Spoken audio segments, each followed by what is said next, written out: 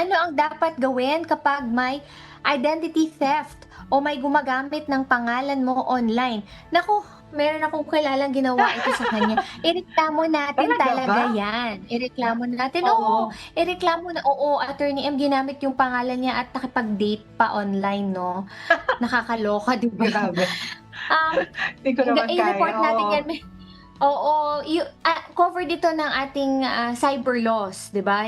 Pa-authenticate natin yung site na kung saan ginamit yung Hmm. pangalan mo, tapos, kung may 'di ba i-ano natin, i-report Mag-screenshot ka, talaga Attorney natin. Joey. Oo, mag-screenshot Oo, dapat habang mag-consolidate ka ng nag-i-investigate. evidence. Kung sino, oo. Mm, Ang hirap niyan kasi pangalan mo oo. ngayon, eh, hindi hahanapin mo kung sino yun, 'di ba? Pero thankfully yung kakilala ko Yes. na nahanap niya talaga kung sino yung gumagamit, na-entrap niya. Oo.